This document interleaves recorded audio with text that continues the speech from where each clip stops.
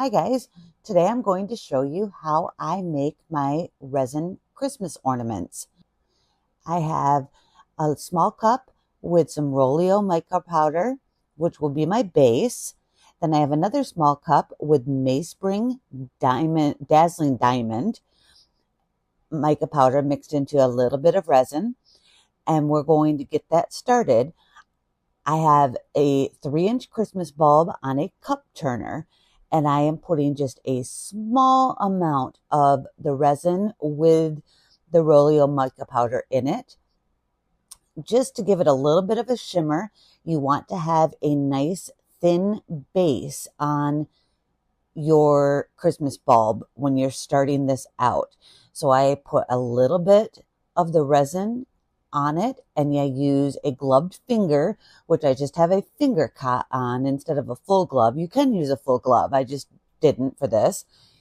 And I put some on there and I just spread it around, making sure that the whole bulb is covered with that thin layer of resin. And you do not have to have a mica powder in it. You can just use clear if you want. I just decided to have that shimmer in the background. It's not going to show a lot, but it's going to be there a little bit. Now I'm going to use my Let's Resin alcohol ink, and I'm just going to drop some small drops of green throughout the whole thing. Now I want this one to have more of a prominent red color, so I'm going to be dropping more red onto it than green. You don't want to use too much because your colors could muddy together, and that just makes it ugly and gives it like a brown color. But I just take and I drop it on there in places that don't have any alcohol ink. And here I've decided I'm going to go ahead and go in with a little bit of yellow too. We're just going to really Christmas this up, and I'm going to put that yellow in a few spots. Not a ton, but a few. These seem pretty easy, and they do go very fast. I have the video sped up a little bit, so it's not spinning as fast as it looks, but they go pretty quick. Now I'm going to take that Meyspring mica powder and resin and just kind of drip some on there. Just drizzle it on wherever to kind of make the colors go together a little bit more. It just adds a little bit more shimmer to it. Now you do have to be careful, because the more alcohol ink you put on there, the more chance you have of the colors muddying together.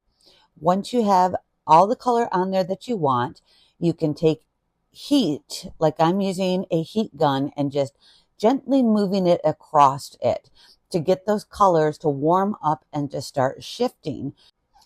Don't hold your heat gun or heat source in one spot for too long, because you will end up melting the plastic bulb. Now I'm going to show you in real time. This is how slow it is going to turn for about the next 8 hours. I'm speeding it back up here.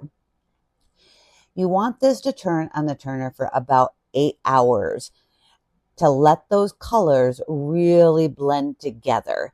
You don't know what you're going to get until it's all done. And you can see some of the colors kind of muddied together a little bit, or are starting to, but not too bad. So I think that this one's going to turn out good. It's all in using a balance of your different colors, your different mediums, whether you're using mica powder or alcohol inks.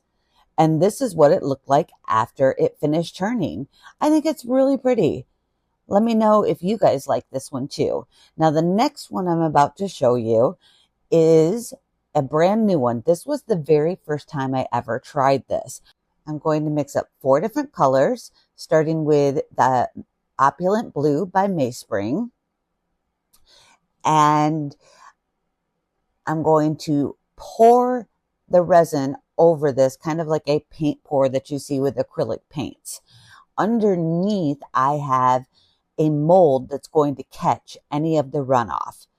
So now we've got Rolio, a lilac color. I'm going to try that and see what that one looks like in it.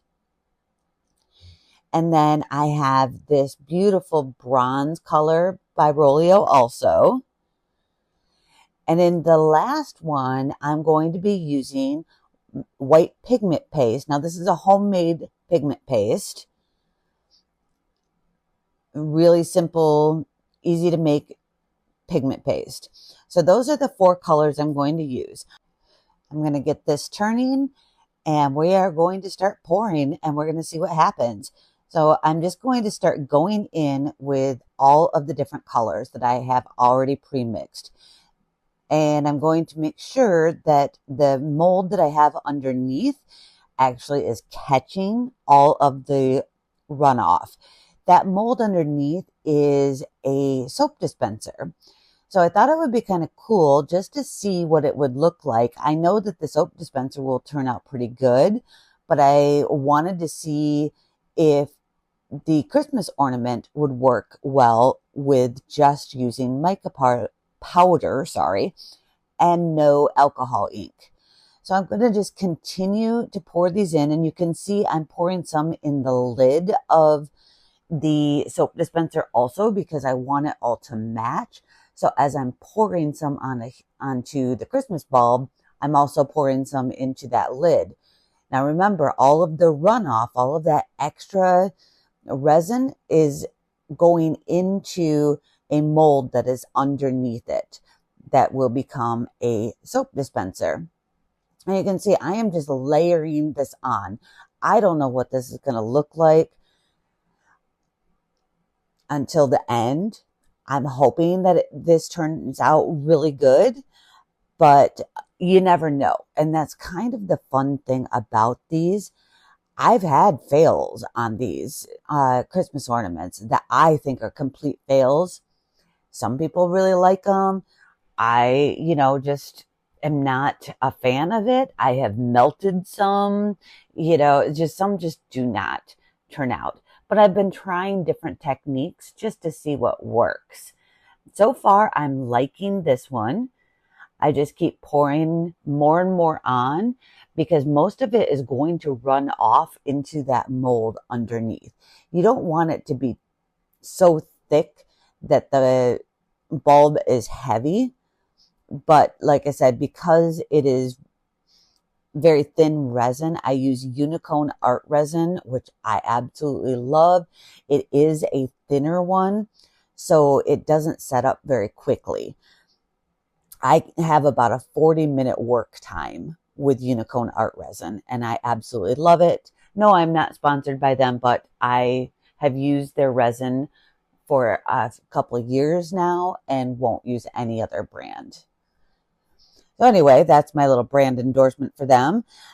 So now that I think I have enough on the bulb and I want that to turn, I'm going to use the rest of the resin that I have to fill up the molds for the soap dispenser.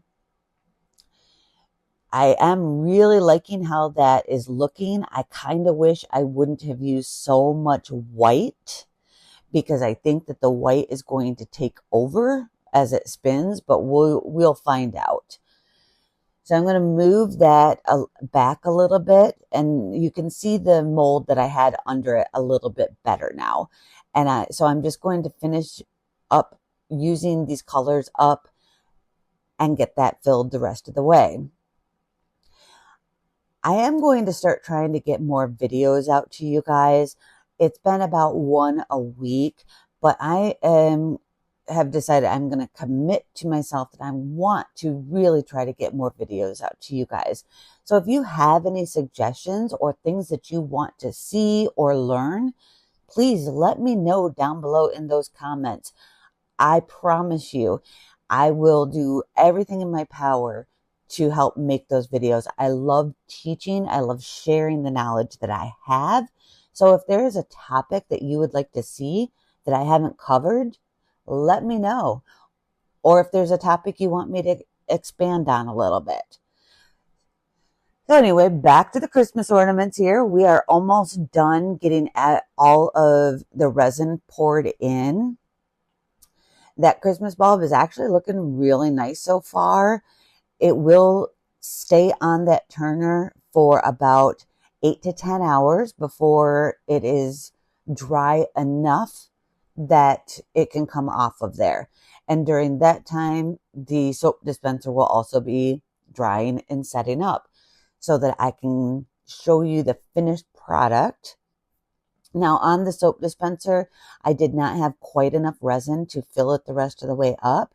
So I did end up mixing up a little bit of clear and pouring it in there just to finish off that bottom part. It all kind of mixed in with the mica powders, but just so that you know, that's how I ended up having to fill it. You can see I'm making a complete mess here with my gloved hands, but that's okay. My hands, it's gloved. We're good. So I'm going to clean up my mess here, and we're going to let these sit for about 24 hours. Oh yeah, I forgot about this part. So I took my gloved hand and kind of swirled it together because I didn't want to put heat on it, because I was scared if I put heat on it, it would muddy those colors up really bad. So I used my gloved hand and just kind of swirled the colors together a little bit more instead of using heat this time. Okay, so now we're going to let that sit for 24 hours and come back and see what we got. I'm super excited to see these, and I have so many more ideas. So here is the Christmas bulb. Now, like I said, it did have a lot more white in it than I wanted, but now that I've tried it once, I've got some ideas on future ones to see what I can come up with. But I still do like it. It just is a lot more white, grayish color. And I think that had to do with the lavender and the white. I used too much of those and not enough of the blue and bronze. So this is the lid to that soap dispenser. It's kind of cool how the colors are just kind of sitting on the top there. I kind of like that. Now we're going to take that soap dispenser out. This is a round one. I've actually had a hard time finding this mold lately, but I will link it in the description along with all of the other products that I used so that you guys can get it for yourself. And I love the way this turned out. It actually kind of looks like a ceramic, I guess. But I really like how that turned out. But you can see the colors a lot more in the soap dispenser because it doesn't turn. And here they are finished. I like how they both came out. I really do. Let me know if you liked these too. And here they are side by side. I really want to know you guys' thoughts on these, because I kind of like how they turned out, but I don't know if you guys, if other people will. But I really kind of like it. And then here are the two different types of ornaments that I made. One using alcohol ink, one using the mica powders. I hope this helped you guys to learn a little bit, and I'll see you guys next time. Have a good day.